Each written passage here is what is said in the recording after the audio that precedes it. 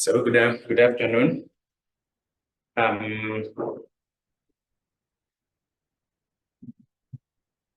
My name is Calvince Ouko. I'm from Kenya, from the University of Nairobi, Kenya, and I'm going to talk about spatial-temporal analysis of soil erosion in fragile erosion-prone landscapes in Kenya using the RUSLE model for soil erosion. This is a research that is still ongoing. We are still working on it to publish a paper out of this. We are also still in the process of finalizing the last phase of the analysis. And so I'm glad to at least share with you some preliminary findings out of this particular research. So, all right. Okay, yeah, so just a bit of, well, myself really. I've already said from the University of Nairobi, Kenya, and my background is environment and climate change. The University of Nairobi is one of is the oldest university in our country, with a research student population of about 40,000. Yeah. So a bit of the aim and the goal of this research was to build climate resilience for erosion-prone areas in our country, and we took a particular case study of a given district, or we call them in our country counties, so a given county in Kenya, and that county is called Machakos. I'm going to show you later on. And the objectives of our study was to determine the baseline soil erosion, the baseline and the present soil erosion, as well as be able to predict future soil erosion using future climate scenarios. And then also we are working out of this to recommend best practices for soil erosion. So what is soil erosion? Just a bit of context. So soil erosion is the loss of soil, the fertile topsoil cover, which often leads to low production, agricultural production, because of course the fertile topsoil has been swept away by either forces of rainfall or wind or any other processes. And the soil erosion can be exaggerated or rather exacerbated by factors like intensity of rainfall, deforestation, among others. And we also know that with the future uncertainties of rainfall or uncertainties in climate, we don't know to what extent erosion might increase or decrease in certain landscapes. So we took a case study of, I told you a case study of this. This is a county within Kenya somewhere, and a bit in the central part of Kenya. This region experiences massive degradation because of the topography, the hilly nature of the topography, and of course also the kind of land use practices in these areas, resulting in degradation. But this area, this county it falls within the regions that are considered to be arid and semi-arid RUSLE areas. So RUSLEs basically are characterized by low amounts of rainfall, low amounts of forestation, forest cover is low, but also high density of people. Subsistence farming remains the most dominant practice. So the RUSLE model is an equation that I think has been in operation for the longest time, since the late 60s or 70s. And this model it considers variables that altogether contributes to soil erosion. For example, the RUSLE model, actually, let me just say, RUSLE means revised universal soil loss equation. And in this equation takes account of all these factors that are listed here. So rainfall erosivity, it takes factor of soil erodibility, the slope and the steepness, cover management, and other support practices. And altogether, this contributes to this model in the RUSLE. So this model, as I've just said, all these are the inputs that you see here. And these inputs are modeled from other sub-factors earlier here. So for example, R factor, which is this, the rainfall erosivity, is modeled from rainfall data, among other things. So our interest was to model future rainfall scenarios so that we are able to know the present erosion, baseline, present, and even future, based on these rainfall erosivity factors. Soil erosivity factor, K factor, comes from the soil maps with the various soil classes in the area. Then we have LS factor. This one comes from the general topography of the area. This is land and steepness, comes from the landscape, the way the land relief and all that. Digital elevation model used to, you develop it from the digital elevation model all the way to here. Then lastly, we have the P factor, which is management factor, and the C factor, which is the land use factor, this one. So all these factors all together feed into this model to give us the RUSLE universal loss equation.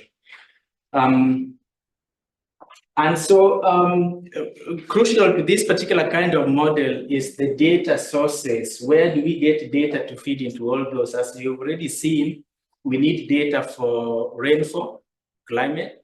We need data for land use to give us K factor. We need data for, C factor. We need data for soils to give us the K factor. We need data for management to give us the P factor. So all these data sets were, we derived them from various databases here. For example, land use, we got that from the Sentinel-2 10-meter resolution. I think this is one of the latest land use cover maps which are available from Sentinel data. And for the soil data, I think we got, we were testing two data sets. One from the FAO harmonized wild soil database, and we were also testing soil grids. For those probably who use soil grids, it's 250 by 250, which is quite good resolution soil data. So essentially, the analysis so involved a stepwise approach to doing LS factor, which we did, and we were able to. So in LS factor calculation, you calculate flow accumulation, flow direction using the digital elevation model, and we are able to arrive at an LS factor. You can see the flow direction, the way this is modeled. And finally, we have this. Then next, we modeled the C factor. The C factor was from the, this is from the land use. So you take different land use, land cover maps, and we were particularly got this from Sentinel land use, a 10-meter resolution. And the different land uses give you different C factor values. As you can see down here, there are different C factor values that are fed into the system. So for the C factor, we calculated the K factor. K factor, this is for soil factor. So for the K factor, we were able to calculate a K factor for different soil classes. So for the clay, sand, silt, and organic carbon. And in a GIS environment, we are able to work out this to obtain different K factor values. So I got the K factor values for the soil data sets from the FAO, harmonized soil data sets, and we also did the same for the soil grades.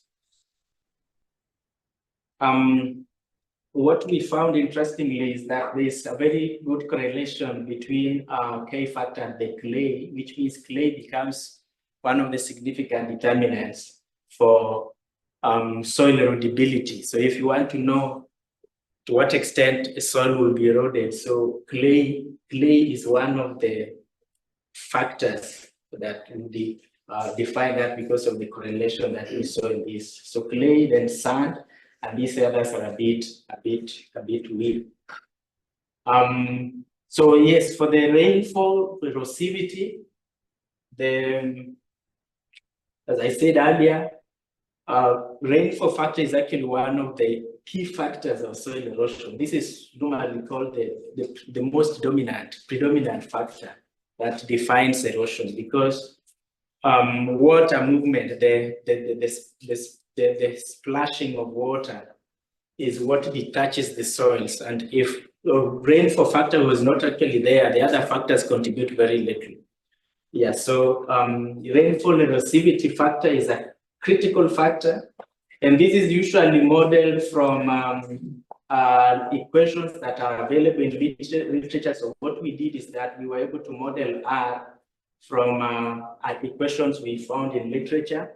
And R, we modeled it from the mean annual rainfall, which we were able to get for baseline, present, mean annual rainfall, and even for projected. So we were able to build different scenarios of R. Basically, we were able to build different scenarios of R based on different projections.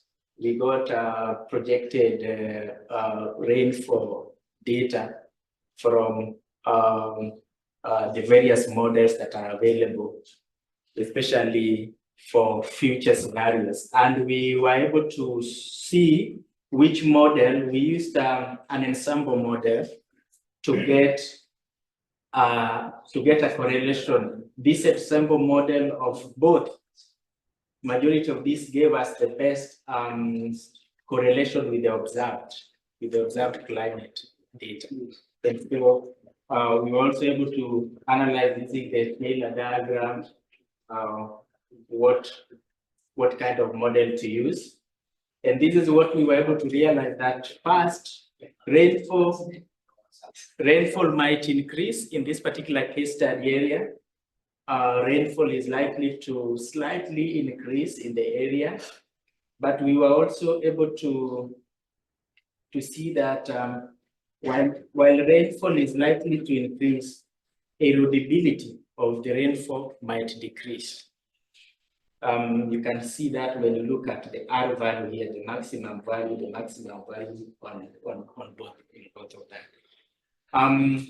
So in terms of the erosion, so putting all those into the equation, so putting K factor, R factor, C factor, and P factor, and all together into the equation, we were now able to get the erosion factor, the A, which is a multiplication of all that together. And this is what we were actually able to see, that erosion is slightly decreasing into the future in this particular area, going by the projected rainfall scenarios. So erosion is likely to decrease. And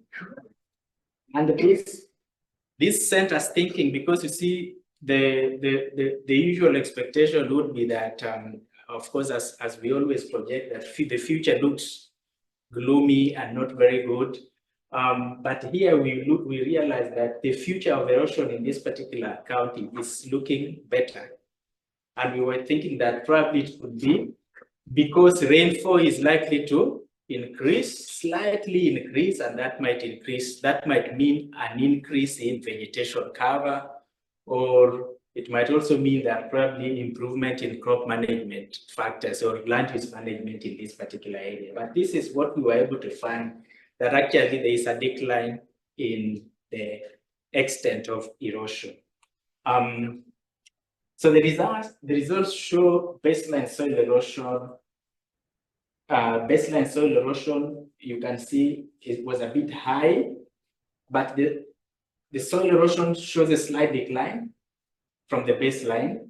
So from this range to a lower range that you can see, about 6.69. But also we did this for different scenarios, so RCP 8.5 and RCP 4.5. But there's a general decline trend. But the other thing that we also found from this study is that soil grids data sets. I told you for the soil, we had two data sets. There was the FAO harmonized soil, harmonized wild soil data set, and there's also soil grids.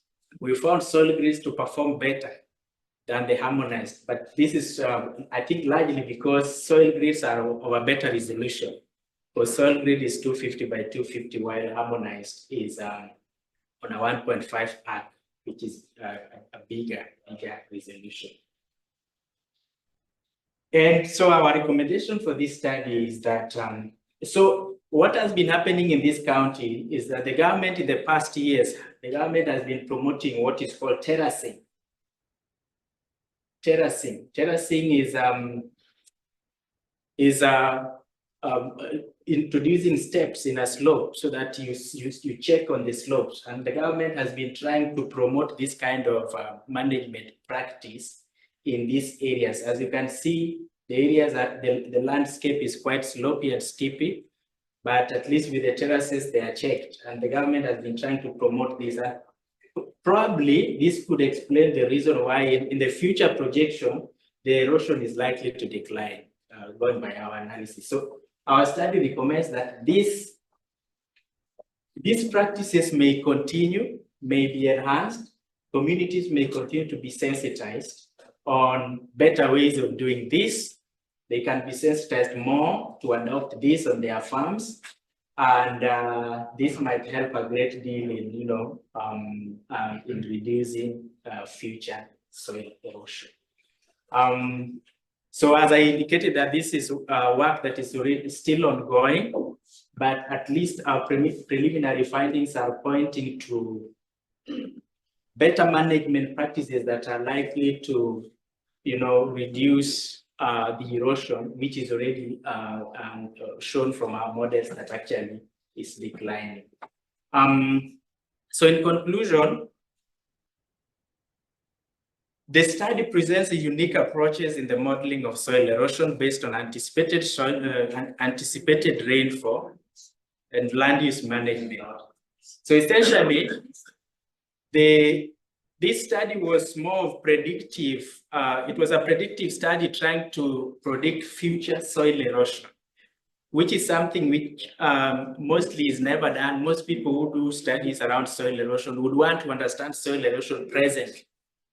But we wanted to look at soil erosion in terms of how it will look like in the future. Of course, based on future rainfall scenarios.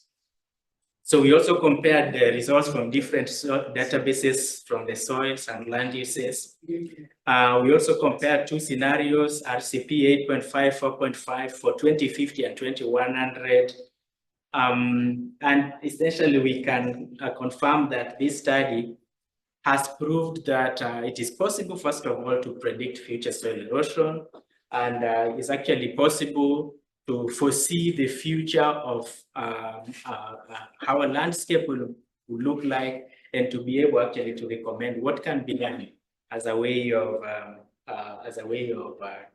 solving soil loss crisis. And I think with that, I thank you, and just to a bit of highlight about my country. We are the best marathoners, and Kenya is also a tourist destination. It's where you find the wilderness migration. This one, yeah, yes. Thank you very much.